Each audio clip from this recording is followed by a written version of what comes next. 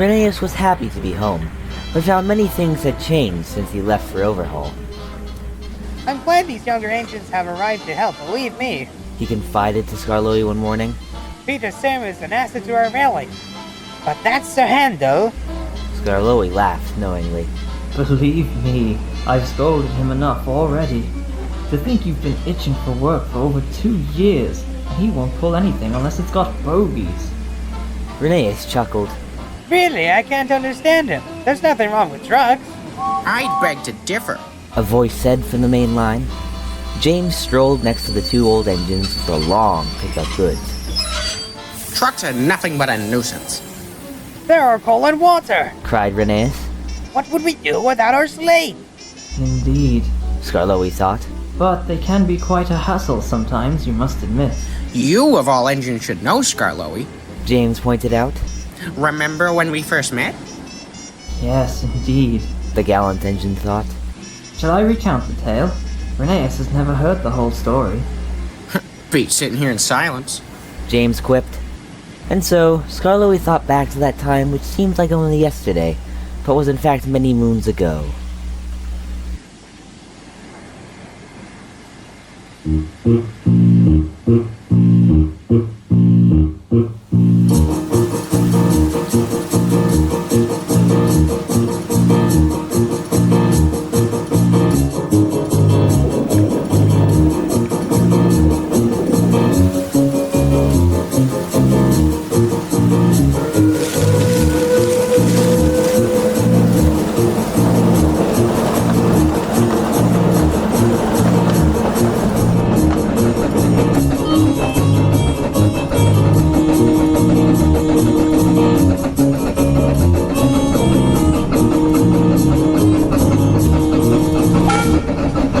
Skarloey and Rheneas had run their line for several years now, and although still young at heart, they were starting to show their age.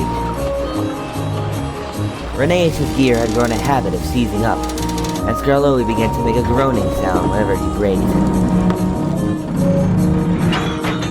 It's only growing pains.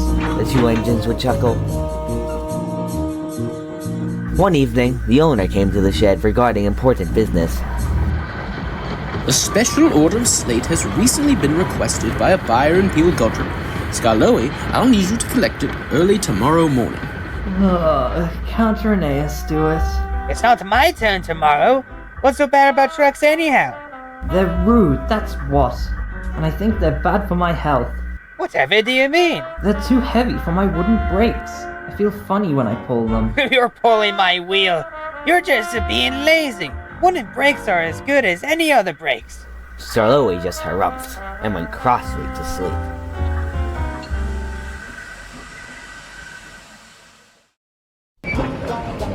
Skarloey had always preferred coaches to trucks, and despite knowing their importance now, he was still grumpy the mornings he had to take them.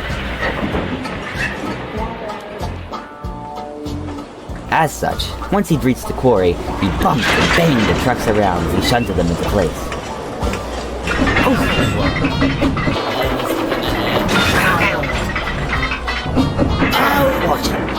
Get moving, you lot. Skarloey ordered. I want no funny business from the likes of you. Whatever. The trucks just groaned in reply. We'll give you funny business, muttered their leader. But she didn't know how just yet. Skarloey was none the wiser as he placed Beatrice at the end of the train and left the quarry.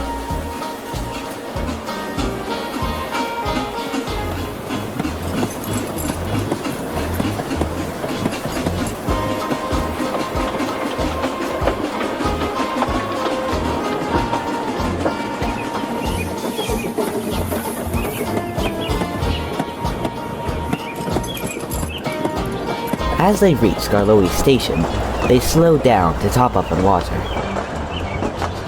Easy does it, old boy, the driver said as he eased the brakes on. Skarloey watched as the station came into view. It came closer, and closer, and closer. Are you sure the brakes on, driver? Yes they are. The truck saw their chance. The silly slate truck slammed into Skarloey. Oh no, you don't! Skarloey's brakes screamed as they slipped and slid past the station platform. Come on! Finally, the train came to a stop.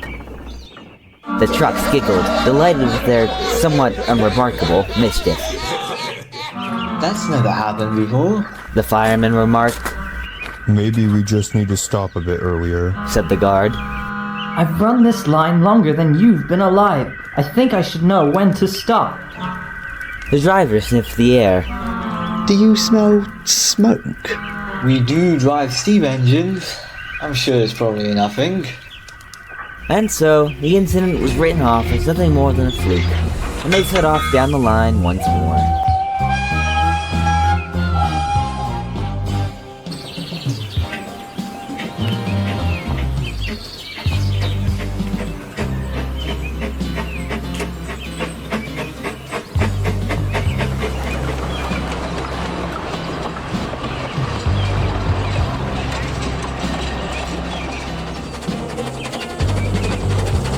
They were soon nearing Rheneas' station.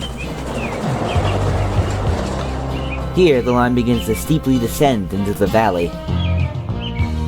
Skarloey knew to keep his brakes on with a heavy train on this section. But as he began to slow down, he felt his wheels beginning to grow hotter and hotter. Ow! Phyllis, stop! Something's breaking! The driver tried to put the brakes on harder, but it was no good. As Skarloey's wheels erupted in sparks, his brake blocks caught fire. Ow! And with that, the train began to pick up speed. No! The trucks laughed and giggled with excitement. Go faster! Skarloey blew an alarmed whistle to Beatrice, who soon realized what was happening. Goodness gracious! Beatrice put on her brakes with all her might, but she was useless against the surging trucks. Skarloey began to pick up more and more speed as he whizzed along the line.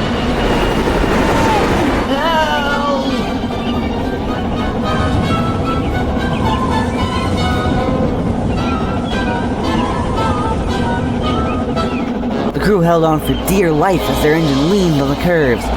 Skarloey watched with horror as a level crossing came into view. A traction engine was just passing over the tracks. Skarloey peep the warning whistle. Look out! Clear the way! He yelled as the train careened into the crossing, nearly hitting the poor crossing keeper. Skarloey was going faster than he had ever gone before as his brake blocks continued to deteriorate. Help! Help! The driver soon came to his senses and threw it in reverse. Skarloey tried with every ounce of steam he had to stop the trucks as the wheels spun and spun. Suddenly, there was Rheneas, coming up the line with a workman's train. Good Godfrey! Look out, Rheneas! Rheneas was most surprised. He screeched to a halt and sped backwards down the line. Skarloey caught up to him with a clang. Oh, Sorry! Rheneas and Isaac applied their brakes with all their might. The truck surged and shoved, but soon Rheneas had gained control of the train. They finally came to a stop just outside the owner's house.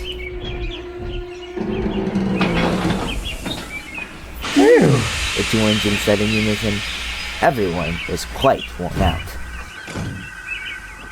whatever did you come down so quickly for? Rheneas said angrily. Skarloey, whose brake blocks had put themselves out, explained. Ah, I see. I suppose I should have listened to you then. Yes. Yes, you should have. Though perhaps I was being a bit of a grump. All's well that ends well, then. The owner chuckled as he walked down from his cottage. I'm glad that everyone's safe.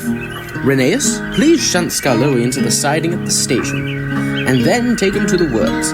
Skarloey, you shall have new brake blocks fitted, ones which will actually do their job. Thank you, sir. Skarloey said happily.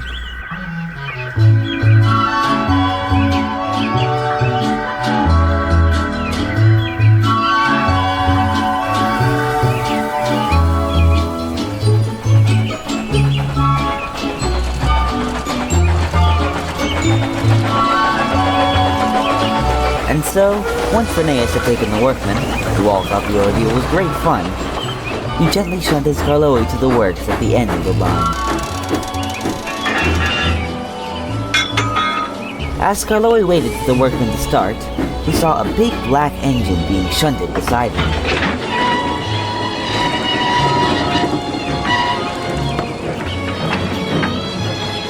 Hello.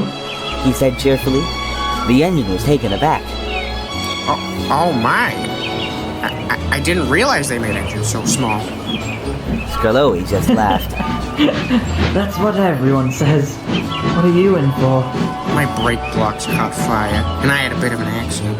Skarloey was most surprised. Oh, really?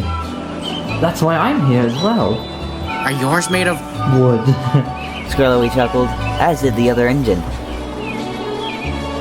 The two patients soon became fast friends, finding they had much in common. An appreciation of the countryside, a love of coaches, and a disdain for trucks. Presently, a stout gentleman in a top hat walked up. I'm glad to see you've made a new friend, James. Tell me, once you've been repaired, what color would you like to be painted in?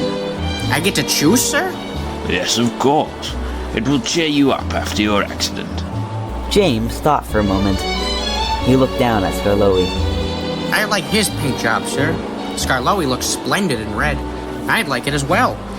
Red it shall be, then. The Fat Controller declared. Skarloey felt most honored.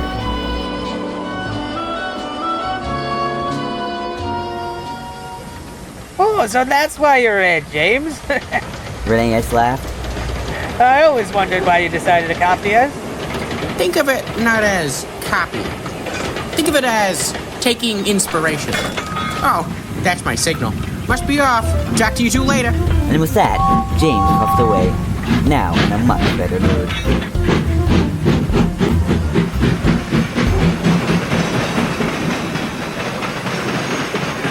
Reneus thought for a moment.